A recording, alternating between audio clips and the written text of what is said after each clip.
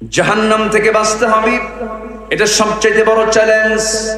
আল্লাহ রাব্বুল আলামিন বলছেন, বান্দা জাহান্নামীরা জাহান্নামের মধ্যে কেন যাবে, কি জন্য যাবে তোরা জেনে নে। আম্মা সালাকাকুম ফি সাকার قالوا لم نك من المصلين ولم نك نطعم المسكين وكنا نخوض مع الخائضين وكنا نكذب بيوم الدين حتى أتانا اليقين فما تنفعهم شفاعة الشافعين جربون الله أكبر ও দোজখবাসী, আজকে দোজখে কেন কি হয়েছে তোমাদের?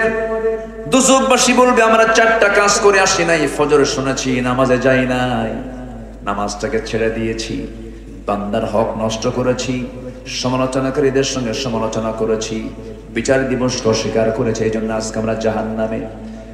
আল্লাহ রাব্বুল আলামিন আর এই জায়গায় বলছেন, فخلف من بعدهم خلف أضاعوا الصلاة واتبعوا الشهوات فسوف يلقون غيا জোরে বলুন আল্লাহু আকবার। সূরা মারইয়াম, ওইদিকে সূরা মুদ্দাসসির আল্লাহ রাব্বুল আলামিন সুন্দর করে বলে দিচ্ছেন, শোনো বান্দারা, আমি ওই সমস্ত বান্দাগুলো কি শুধু জাহান্নাম দেব না, জাহান্নামের গর্তের মধ্যে ঢুকায় দেব যে সমস্ত বান্দাগুলো নামাজকে নষ্ট করেছে, নামাজ যারা ভঙ্গ করেছে, নামাজকে যারা অকার্যকর করেছে, আবার নামাজে দাঁড়াইছে, নামাজের হক আদায় করে নাই। আল্লাহ রাব্বুল আলামিন বলছেন, আমি শুধু জাহান্নাম দেব না, জাহান্নামের গর্ত, গাইয়া নামক গর্ত, গাই নামক গর্তের মধ্যে আমি তাকে ঢুকায়া ছাড়বো। গাই নামক গর্তটা এত ভয়ঙ্কর, তাফসীরে কুরতুবীর মধ্যে এসেছে জাহান্নামের একটা গর্তের নাম গাই নামক গর্ত। গাই নামক গর্তটা তো ভয়ঙ্কর, গাই নামক গর্তকে দেখে জাহান্নাম পর্যন্ত ভয় পায়, এত ভয়ঙ্কর গর্তের নাম হলো সেই গাই নামক গর্ত। সেই গাই নামক গর্ত থেকে বাঁচার জন্য 1 নাম্বার কাজ, আমরা নামাজ ছাড়বো না, নামাজ পড়বো, নামাজটা আমরা পড়বো। আল্লাহর কাছে সবচেয়ে বড় অপরাধ হলো নামাজটাকে ছেড়ে দেওয়া, নামাজ ছেড়ে দেওয়া যাবে না। যেখানে আল্লাহ রাব্বুল আলামিন বান্দাকে হুকুম করেছেন, কিছু কিছু হুকুম আল্লাহ রাব্বুল আলামিন একবার করেছেন, দুবার বলেন নাই, কিন্তু নামাজের কথা বলেছেন একবার না বারবার, একবার না বারবার। আমার বন্ধুগণ, বারবার যে কথা বলা হয় তার গুরুত্ব কমে না বাড়ে? গুরুত্ব কমে না বাড়ে?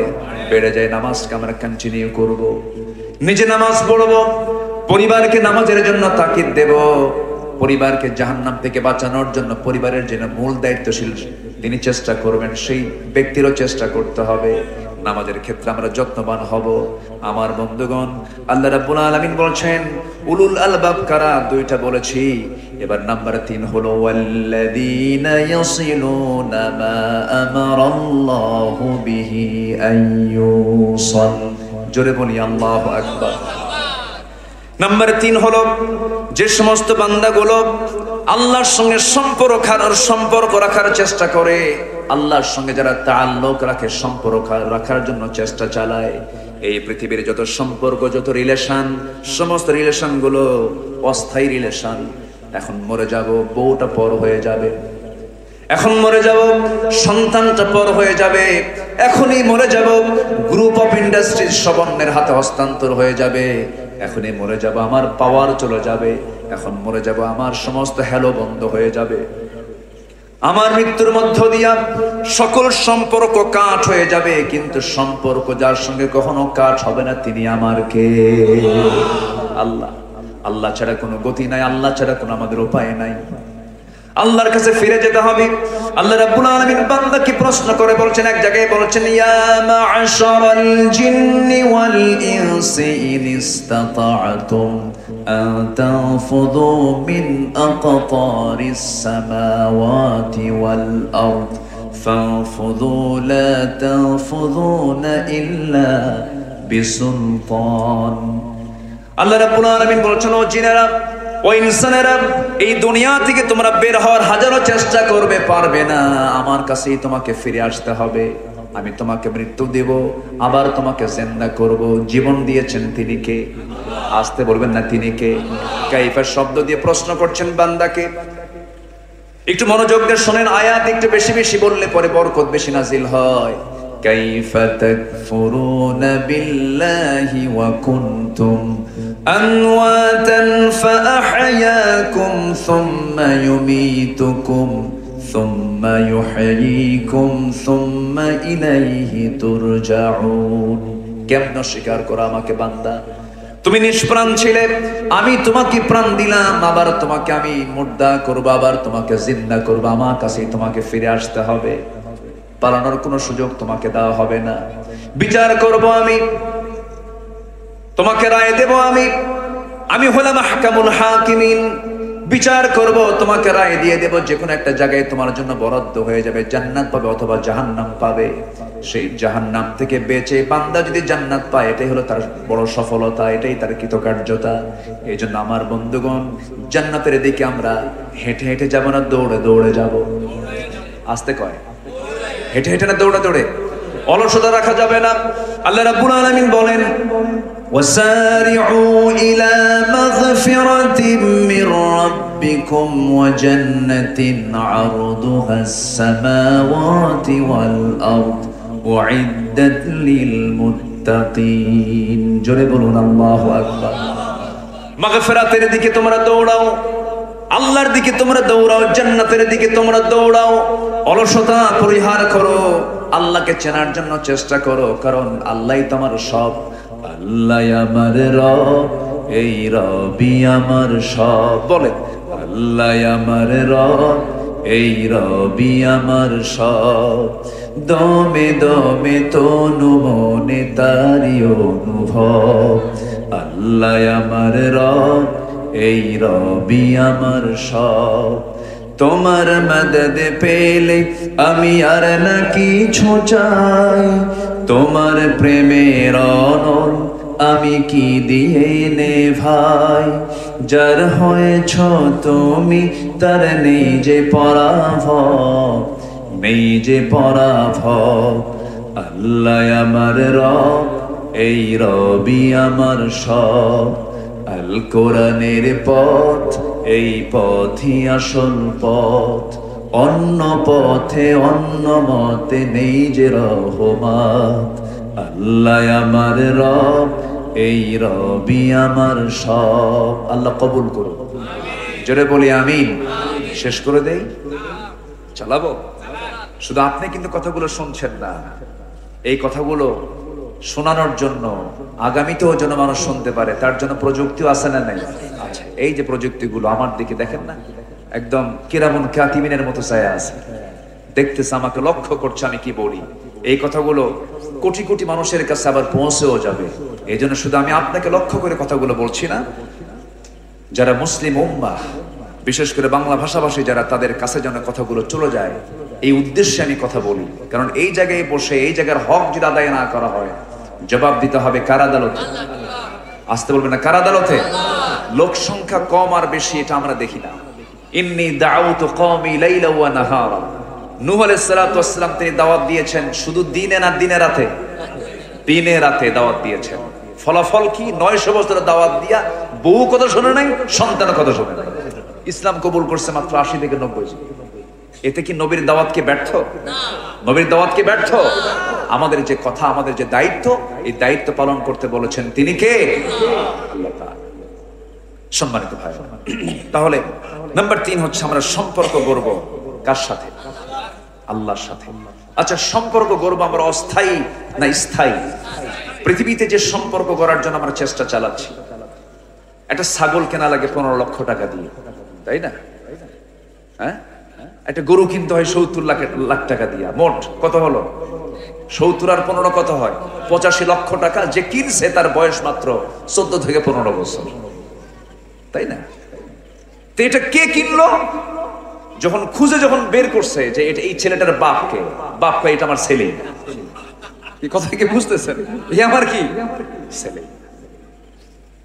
সম্মানিত ভাইরা, যদি দুনিয়াতেই যদি দুনিয়ার আদালতকে ভয় পেয়ে যদি বাপ যদি ছেলেকে অস্বীকার করে, কিয়ামতের দিন সবার সামনে আসে না নাই? ইয়াউমা ইয়াফিরুল মারউ মিন আখিহি ওয়া উম্মিহি ওয়া আবি ওয়া সাহিবাতিহি ওয়া বানি। কেউ আপন হবে না, বাবা না, ভাই না, মা না, বোন না, আত্মীয় না, কেউ না, সবাই সবাই থেকে পালাবে। এমন কি প্রসব বেদনা সহ্যকারিণী মা পর্যন্ত বলবে আমার পৃথিবীতে কোনো সন্তানই ছিল না। এত কঠিন দিন সবার সামনে, মনে হয় নাই? আসতে বলবেন না, আছে না নাই? সেই দিন কাজে লাগবে কার সম্পর্ক? আল্লাহর সম্পর্ক। আল্লাহর সঙ্গে সম্পর্ক কাজে লাগবে। আমার আল্লাহ বলছেন, বান্দারা আমি তোকে মাফ করতে চাই, তুই আমার কাছে মাফ চাবি, তুই আমার কাছে ডাকবি, আমাকে বলবি।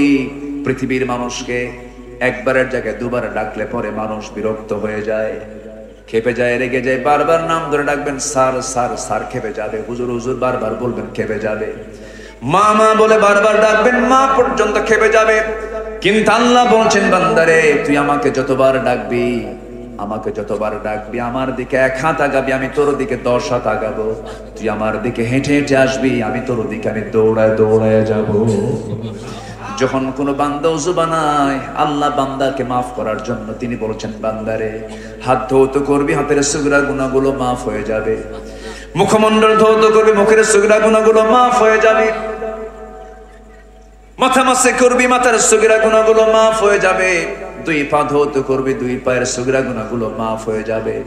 বান্দা যখন একটা করে কদম ফেলে, 10টা করে নেকি তার আমলনামায় লেখা শুরু হয়ে যায়। বান্দা যখন নামাজে দাঁড়ায়, আল্লাহ সেই বান্দার সামনে দাঁড়ায় যান। জোরে কোন সুবহানাল্লাহ।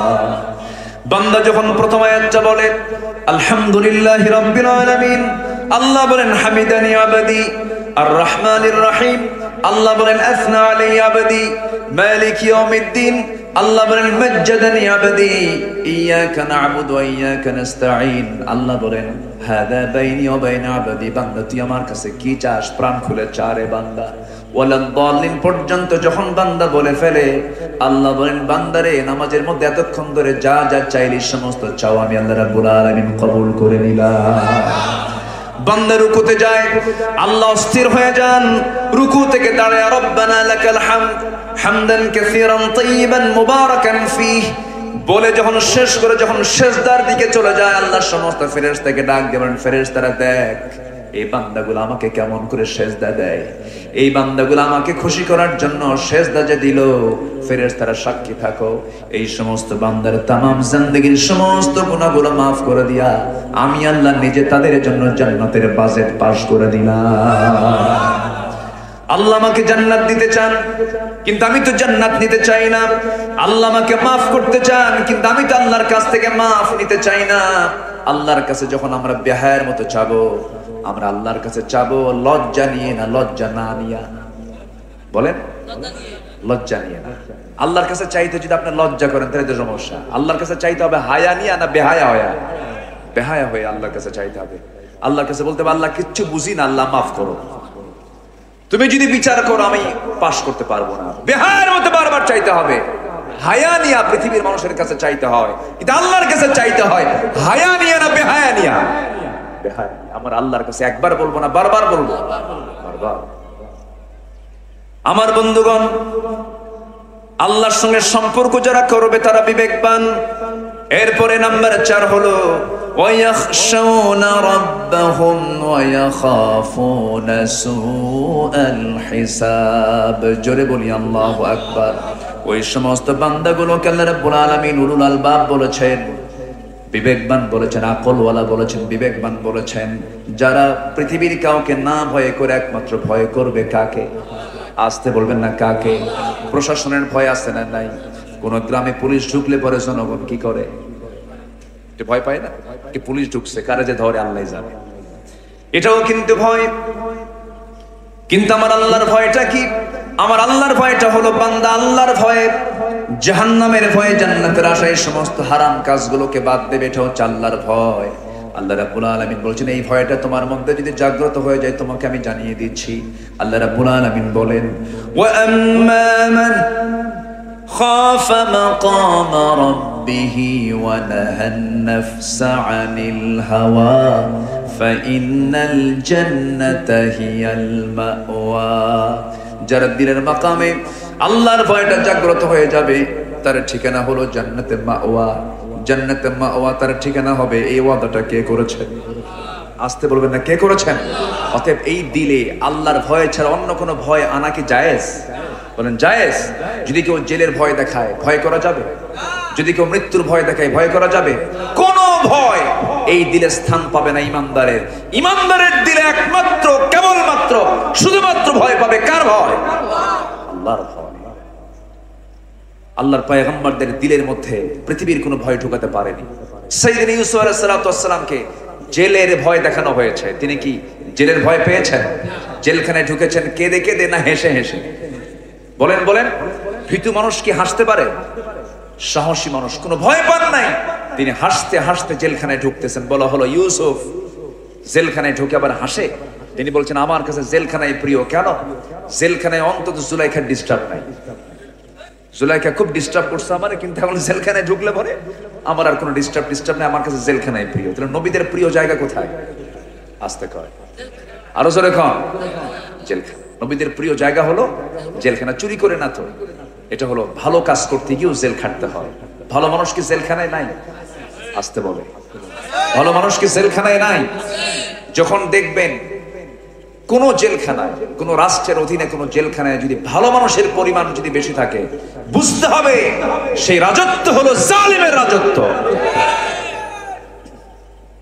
হাজারো আলেম, হাজারো জ্ঞানী, হাজারো ভালো মানুষের ইন্তেকালে একটা রাষ্ট্রের যত বড় ক্ষতি হয়, তার চাইতে একটা রাষ্ট্রের সবচেয়ে বড় ক্ষতি হয় হলো যখন রাষ্ট্রের মূল চেয়ারে কোন জালিম বসে, অযোগ্য লোক বসে। ঠিক কিনা? আমার কথা নয়, বলেছেন আল্লামা জালালউদ্দিন রুমি রাহিমাহুল্লাহ। তিনি বলেছেন হাজার আলেমের মৃত্যুতে যতটুকু না ক্ষতি হয় তার চেয়ে বেশি ক্ষতি হয় মুসলিম উম্মার জন্য যখন কোন জালিম ব্যক্তি যখন ক্ষমতার মসনদে বসে থাকে। কষ্ট পাচ্ছেন নাকি আপনারা? সম্মানিত ভাই, তাহলে বিবেকবান হচ্ছে নাম্বার 5, হচ্ছে যারা ভয় করবে কাকে? আল্লাহকে যারা ভয় করবে। নাম্বার 5 হলো ওই সমস্ত বান্দাগুলো বিবেকবান, ওয়াখাফুনা সুআল হিসাব, যারা বিচার দিবসকে যারা ভয় করে। মানুষ ভালো হবে দুনিয়ার ভয়ে না আখিরাতের ভয়ে। আখিরাতের ভয়ে, দুনিয়ার বিচারে না আখিরাতের বিচারে। আখিরাতের বিচারে। এইজন্য আল্লাহ রাব্বুল আলামিন সূরা ফাতিহার 3 নম্বর আয়াতে বিচারের কথা বলেছেন আর রহমানির রহিম। এরপরে কি বলেন? মালিক ইয়াউমিদ্দিন, বিচার দিবসের মালিক কিন্তু আমি। প্রথমে বলেছেন আর রহমান, এরপরে বলেছেন আর রহিম। রহমান আমি, রহিম আমি। এরপরে বান্দাকে একটু ভয় ঢুকায় দিয়ে বলছেন মালিক ইয়াউমিদ্দিন, বিচার দিবসের মালিক কিন্তু আমি তোমার বিচার করব। দুনিয়ার আদালতে বিচারকের সামনে দাঁড়ালে একটু ভয় লাগে না? একটু ভয় লাগে, কি যেন রায়টা দেয়, আজকে ফাঁসির রায় দেয় কিনা, কি যেন হয়ে যায়। আল্লাহ বলছেন বান্দার আমি রহমান আমি রহিম, তবে এটাও জেনে রেখে দিও সাথে কিন্তু আমি বিচারপতি, আমি বিচার করব।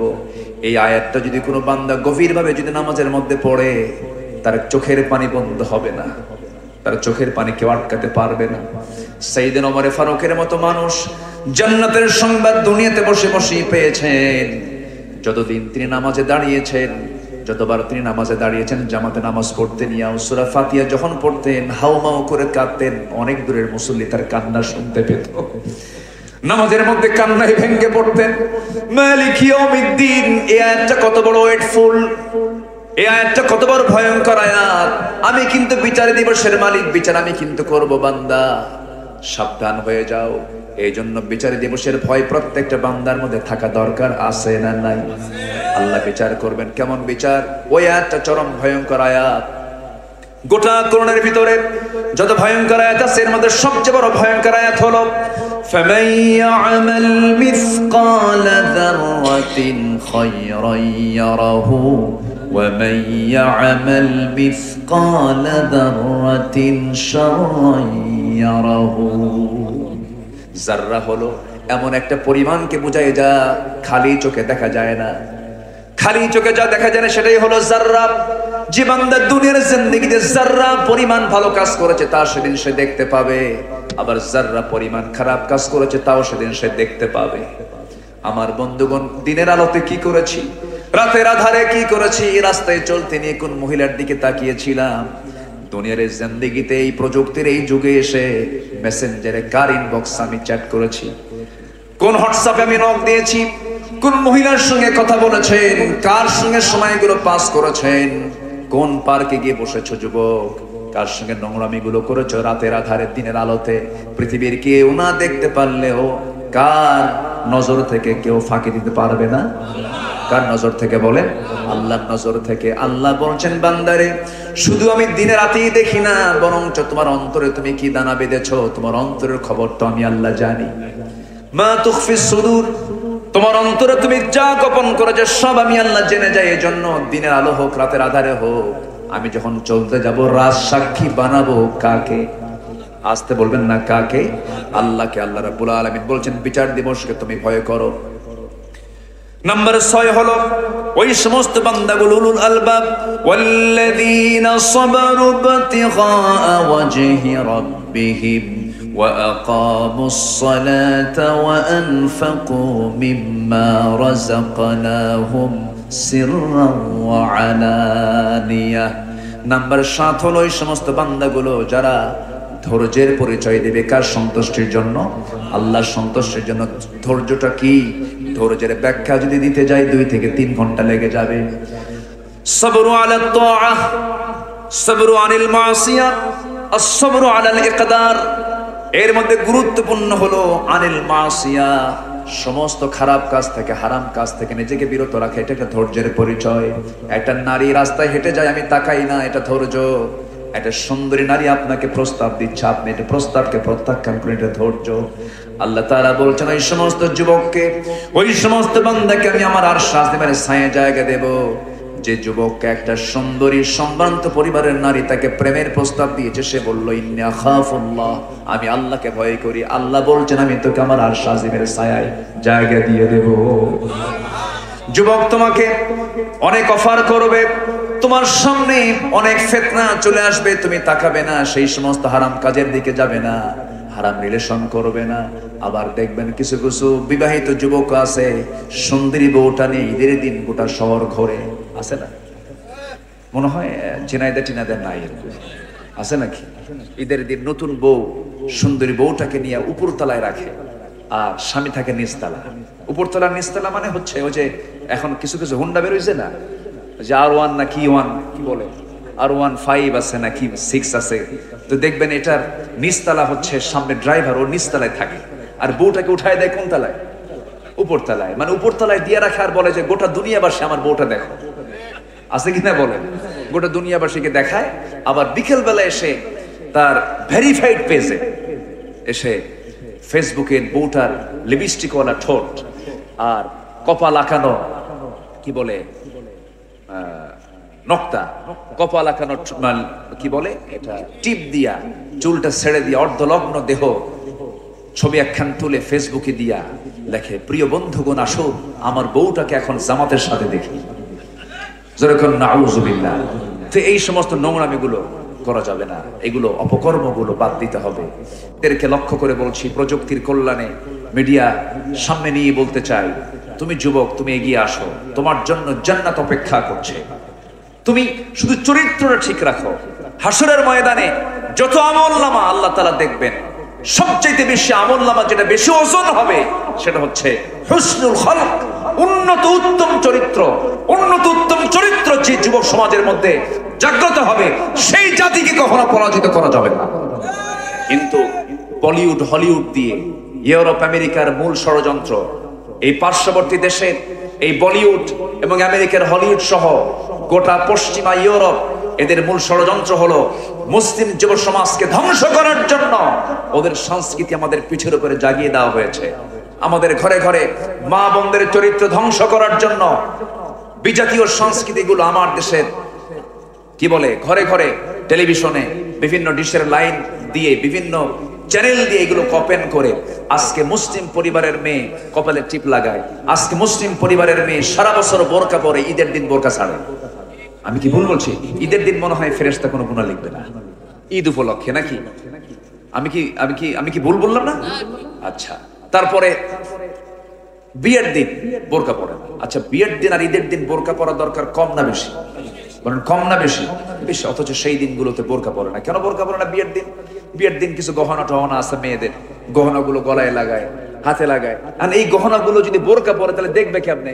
এই জন্য বিয়ের দিন বোরকাটা ছেড়ে দিয়া মাঝে মাঝে একটু ঝাঁকিটাকে মেরে দেখায় যে এই যে আমার আব্বার দেওয়া গহনা। তো আপনি যে গহনাগুলো দেখাচ্ছেন, আপনি কি পরপুরুষকে দেখানোর জন্য গহনা পড়বেন, না স্বামীকে দেখানোর জন্য পড়তে হবে?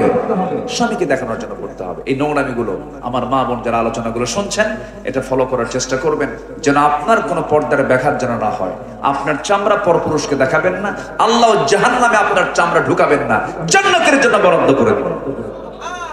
এরপর বিশেষ করে গায়রে মুহরিম, যাদের সঙ্গে দেখা করা জায়েজ নাই, দূরের পুরুষের দ্বারা যতটুকু না ক্ষতির সম্ভাবনা থাকে, চারিত্রিক কাছের লোকের দ্বারা সম্ভাবনা কম থাকে না বেশি থাকে?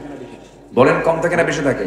বিশেষ করে চাচাতো ভাই, মামাতো ভাই, খালাতো ভাই, দেবর, আর কি ফুফাতো ভাই, আচ্ছা যত ভাই আছে, এগুলো কি বিপদ না নিরাপদ?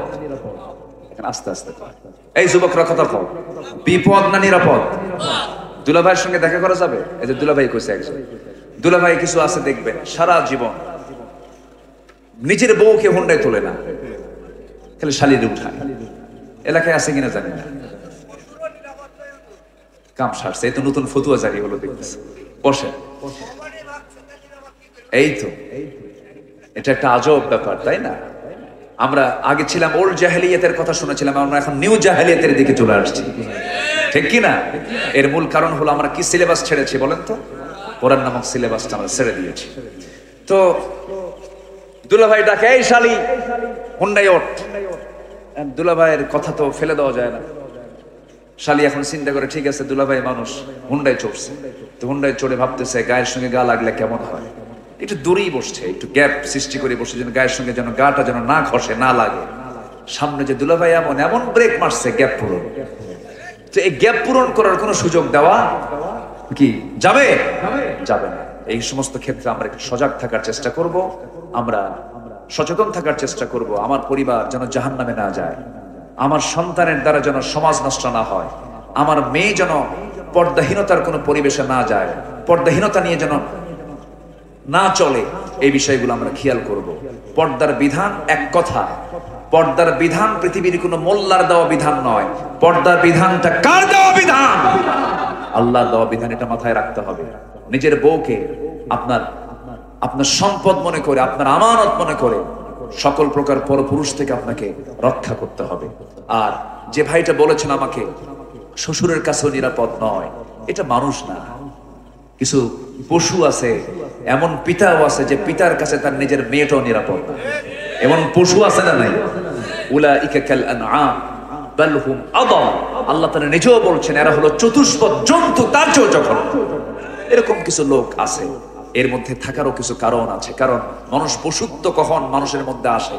যখন তার মধ্যে ইলমে দ্বীনটা না থাকে একটা বিষয়, আরেকটা হলো কমন সেন্স। এই কমন সেন্স গুলো যখন না থাকে, এই উলুল আলবাবের যে দিকগুলো এগুলো যখন না থাকে, তখন তার মধ্যে এগুলো চলে আসে।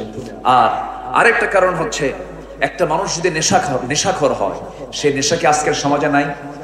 আসতে বলবেন না, আছে না নাই? নেশাখোর যখন হয় তখন কি সে কি বিবেকবান থাকে না বিবেকহীন হয়ে যায়? বিবেকহীন হয়ে যায়। একটা মানুষ যখন বিবেকহীন হয়ে যায়, যে নেশার মধ্য দিয়ে, সে নেশাকে আল্লাহ তাআলা হারাম করেছেন 1 বছর 2 বছর আগে না 1400 বছর আগে? 1400 বছর আগে। আজকে আমরা বলি মাদককে না বলুন, মাদককে না বলে তো মাদক বন্ধ করা যাবে না। মাদককে বন্ধ করার জন্য এটাকে আইন করে বন্ধ করতে হবে। এই আইন, এই বিধান কে দিয়েছেন? আল্লাহ দিয়েছেন। এগুলো কথা বলতে গেলে তো আমরা দোষী হয়ে যাই। কিন্তু কোরআনে ল আছে না নাই? কোরআনে আইন আছে না নাই বলেন তো? আছে। পর্দার বিধান আছে। তারপরে এই যে মাদক, যেটা ইন্নামাল খামরু ওয়াল মাইসিরু ওয়াল আনসাবু রিজসুম মিন আমালিশ শাইতান, এই মদ জুয়া এগুলো সব শয়তানের কাজ। এটা কার কথা বলতে? এটা কার কথা বলেন তো? আল্লাহ। ফাজতানিবু, এগুলো থেকে তোমরা দূরে থাকো। সেই নেশা আজকের সমাজে সয়লাব হয়ে গেছে। ইয়াবা, তারপর আর কি? বাবা, আর কি? মা নাই, মা নাই, বাবা আছে, মা নাই। আচ্ছা, এরপরে দেখেন এই বৃহত্তর কুষ্টিয়া যশোর অঞ্চলে একটা কোম্পানি আছে, কেরুয়ান কম আছে নাকি?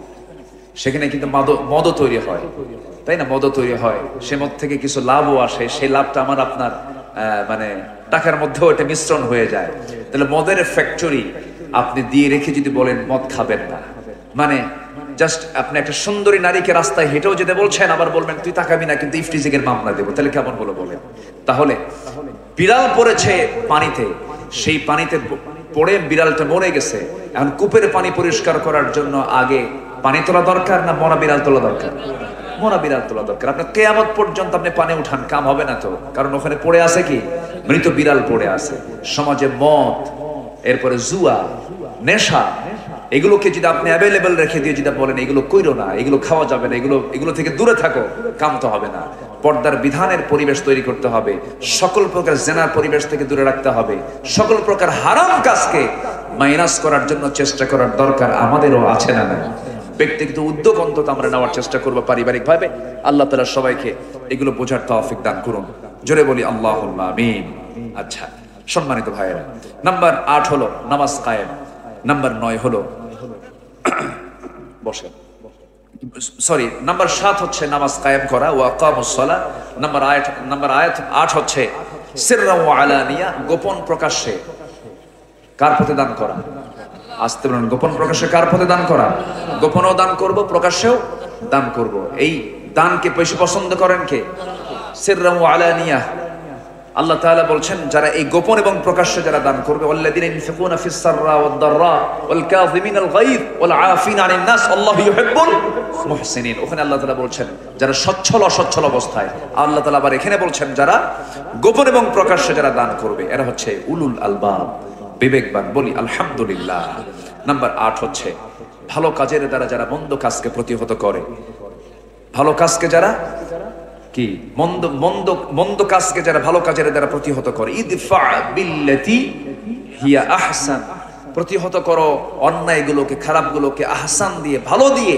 আল্লাহ তাআলা এই গুণ যদি কারোর মধ্যে পাওয়া যায়, আল্লাহ তাআলা বলছেন এরাই হচ্ছে ইন্নামা ইয়াতাযাক্কারু ইল্লা উলুল আলবাব, এবং এদের জন্য রয়েছে সম্মানজনক জান্নাত। সেই জান্নাতের মধ্যে সে শুধু নিজে ঢুকবে না, আল্লাহ বলছেন ওমান সালাহা মিন আবাইহিম ওয়া আজওয়াজিহিম ওয়া যুররিয়াতিহিম, সে শুধু নিজে যাবে না, সে তার বাপ, সে তার স্ত্রী, পরিবার পরিজন, তার বংশগুলোকে নিয়ে জান্নাতে ঢুকবে। এখন বিষয় হলো তার বংশ যদি ওই কি বলে আজর হয়, আজর কার বাপ? ওরে সবাই তো ওয়াজ জানে, আলমগীর ভাই সবাই তো ওয়াজ জানে। আমি তো জটিল একটা প্রশ্ন করে ফেলেছি, আজর কার বাপ? আল্লাহু আকবার। দেখেন এখন যদি আজর মার্কা যদি বাপ হয়, তাহলে কি এই আয়াত সেখানে কার্যকর হবে না? সেই বাপ হতে হবে যে বাপটা শিরিক মুক্ত, যে মাটা শিরিক মুক্ত, যে ভাইটা শিরিক মুক্ত। আল্লাহ তাআলা তাদের ক্ষেত্রে বলেছেন, আল্লাহ তাআলা কি সুন্দর করে ওমান সালাহা মিন আবাইহিম ওয়া আজওয়াজিহিম ওয়া যুররিয়াতিহিম, আল্লাহু আকবার, ইয়াদখুলুনা আলাইহিম মিন কুল্লি বাব সালামুন আলাইকুম বিমা সাবারতুম ফানি'মা উকবাদ দার। আল্লাহু আকবার। আল্লাহ রাব্বুল আলামিন এই 9টা গুণ অর্জনের মধ্য দিয়ে আমরা বিবেকবান যেন হতে পারি, এই তৌফিক আল্লাহ পাক সবাইকে দান করুন। আজকে এই মাহফিলের শ্রোতা মণ্ডলী যারা ছিলেন, অনেক জ্ঞানী গুণী এখানে ছিলেন, অনেক মানে সাধারণ শ্রোতা, এবং তারা খুব গ্রামের সাদামাটা মানুষগুলো ছিলেন। আমি আমার কথার মধ্য দিয়ে যতটুকু বোঝানোর চেষ্টা করেছি, আমরা জীবনে যেন আমল করতে পারি, সেই তৌফিক আল্লাহ তাআলা আমাদেরকে দান করুন। রাগ করেননি তো আপনারা? আল্লাহ তাআলা এই মাহফিলকে কবুল করুন। আমার আলমগীর ভাই তারা মাকে হারিয়েছেন, আল্লাহ তাআলা তার মাকে জান্নাতের উচ্চ মাকাম তাকে দান করুন, কবরটাকে জান্নাতের টুকরা বানিয়ে দিন। আশেপাশে যত মাইয়াত শুয়ে আছেন কবরগুলোকে জান্নাতের টুকরা বানায় দেন। এরপর আমার ভাইজানের 8 ভাই না? 8 ভাই, বোন কয়টা? একজন মাত্র।